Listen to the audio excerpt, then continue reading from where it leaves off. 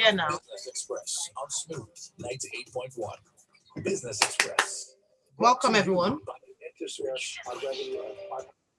Solutions you Can depend on.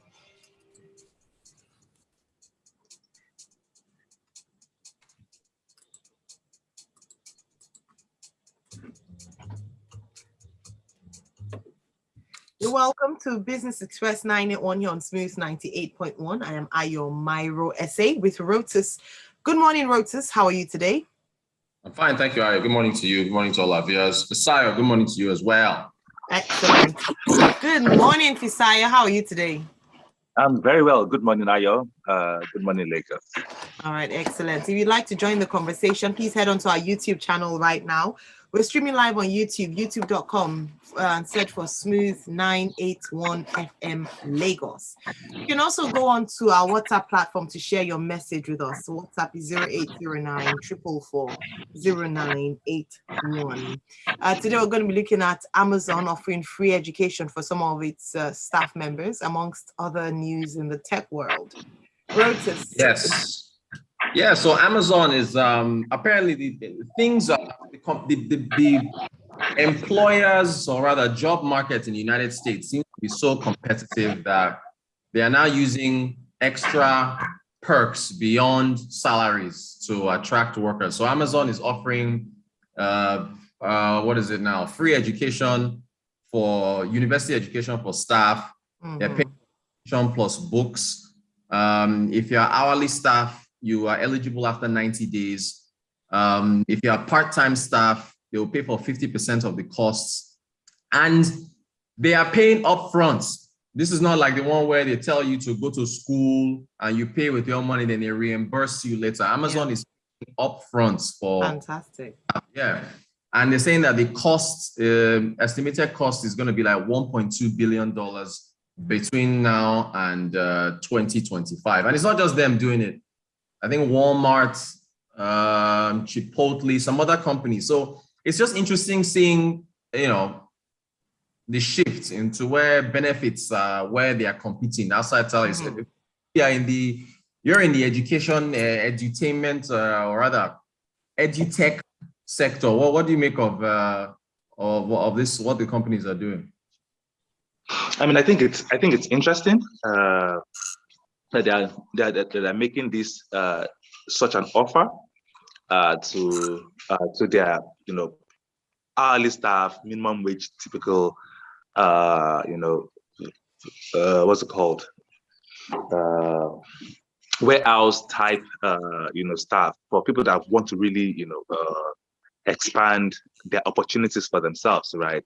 Because it's difficult. I mean, the argument is that it's difficult to have people that are working full-time to also to leave their jobs to go to school, right? And I think that's essentially what they're doing. But I also think that, of course, I mean, we have another story, that we're going to be discussing today about, what's it called? About New York and, of course, delivery firms having issues around this thing. But this is what I'm really trying to get to, right?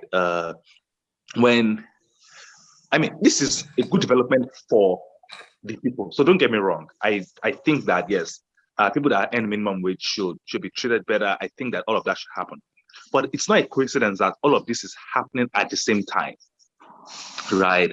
I think it's because right now, American retailers or American businesses are struggling to have workers work for them. Right. And that's because the government is paying people for sitting at home. Right.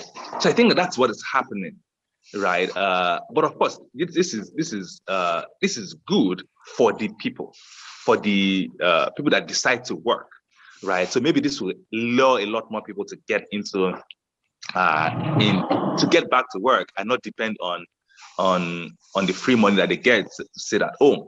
Right. So I think that's the but it's to a large extent a good development for the people. But of course, what it does to the companies is that it reduces their margin because it's extra personnel costs, right, to them. So it just reduces their margin from that personal perspective. But again, the argument is that these are very profitable companies. These are very large corporates that an extra 1.5 billion somewhere. I mean, I'm saying it 1.5 billion. I say it's small money. An extra 1.5 billion additional cost to ensure that people get better education doesn't necessarily, change a lot from the business dynamics. I think it's fine for everyone there.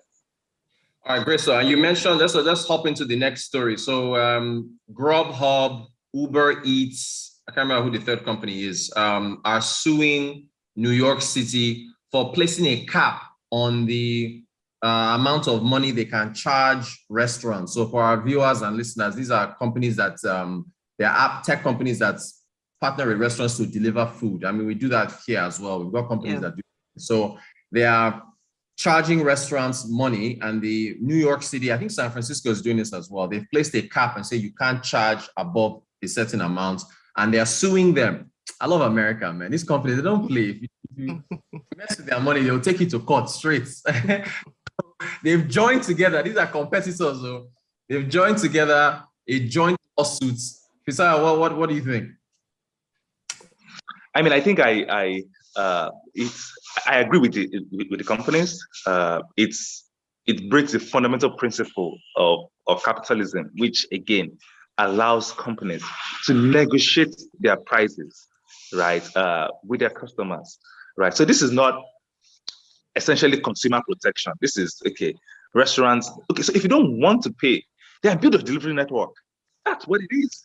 It's the same way trying to say that restaurants should not charge me okay, so like saying that restaurants that are maybe lottery restaurants should not charge a certain amount for their rice because it's the same rice that they sell at at the fast food joint that they're selling at there. It doesn't make sense in any way, right? So in trying to put a cap on how much companies can charge, it's a slippery slope. It gets you to places that you don't want to get to.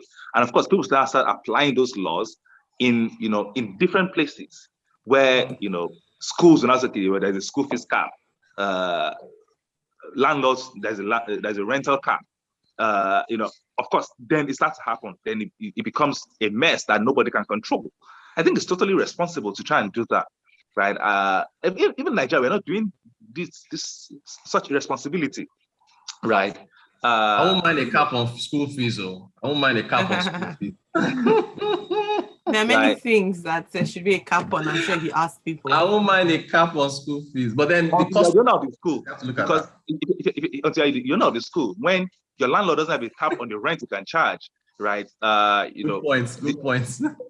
The teachers want higher minimum wage because Amazon is giving free education to get people to do, and then you are saying that yes, the school fees you can charge to fix all this cost is capped. It's totally irresponsible. Totally irresponsible. And same New York wants to ensure that these companies make this staff permanent staff, to give them pension, to give them healthcare, to give them all the benefits. And of course, you're saying that the companies cannot charge what they think will help them cover the costs. Totally irresponsible. And these are companies that are losing money on a gross margin basis in the first place. Right? So when you start doing this thing because you want to win the next election, I think it's just doesn't make sense. It affects everyone. Well said. Right? Well said.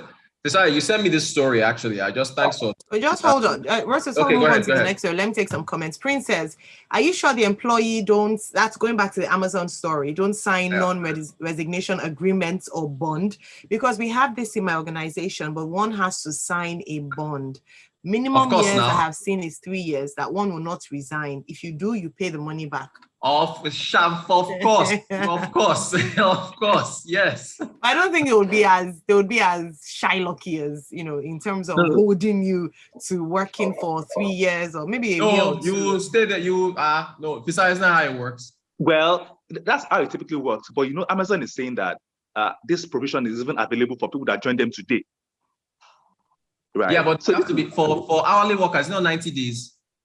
No. For most of the other companies, it's 90 days. But the one Amazon is doing now is that even if you join their employment today, you have access to this education. Yeah, but when you have access to the education, Fisayo, another part of it is that you must work with them for at least 3 years post you getting But that the challenge is education. that if I'm a warehouse worker and I got a degree in economics, I will stop working at the warehouse. So it means you have to give me something else to do. They'll promote Exactly. you.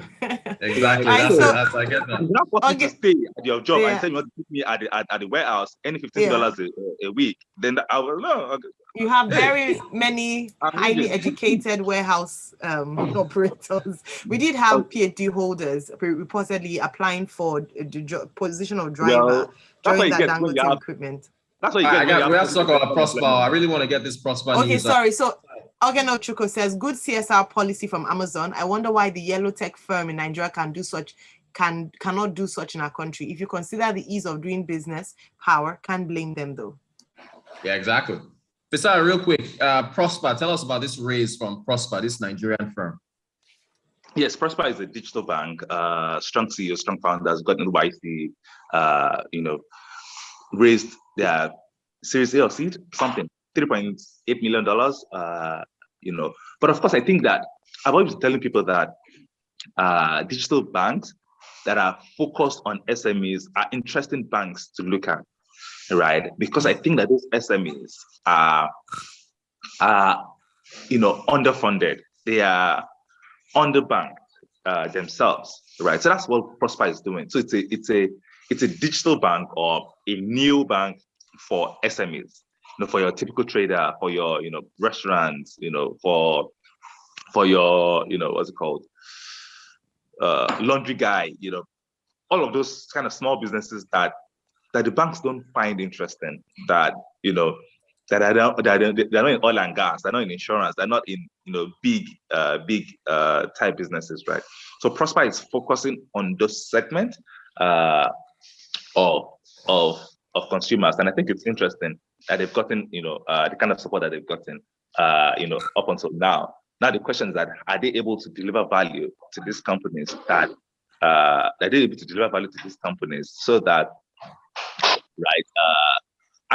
is Prosper able to deliver value to these SMBs so that they, number one, grow with them, offer them, financial intermediation that they currently lack, and of course, all the support that they require to make a success of their business. I think that's the work that is put out for Prosper today. But I think it's a step in the right direction. What about competition for microfinance banks that are already focused on those SMEs? Of course, it's what it is, right? So it's you either remain a microfinance bank sending retail agents to go and look for people, or you leverage technology to deliver your service, right? So, like I said, every company can be a technology firm. If you're a microfinance bank today, you can layer on technology to acquire more customers. You can layer on them to properly analyze your customers and do all of that. So it's a technology problem, not just a competitive problem. So if microfinance banks are afraid, then they should do what they should do. Except of course when CBN then puts a cap on how Prosper can work, then we'll see how that works. Yeah. Why are you laughing? No, because it's funny. That's why I'm laughing. I don't knew you wrote in the other story there. Good stuff. Good stuff. Right. We're out of time. Good? Yes, we're good for today. Thank you very much, Rotus. You make me sound like the bad guy, as if I'm saying, because there are people who listen and thinking, don't stop, and then you ask me that. Are we out of time? I thank you very much, Fisayo, and thank you, Rotus. We continue Business Express next week Monday from 6:30 to 6:45. Thanks for listening and being a part of the conversation. Stay tuned here on 98.1. We have some great music lined up for you, and then at 7:30 we bring you today's edition of Freshly Pressed 981. Tunde and Waji would be joining us then to analyze the newspaper stories for today. Do stay tuned. Express, brought to you by EnterSwitch. Okay, everyone, thanks for being a part of the show.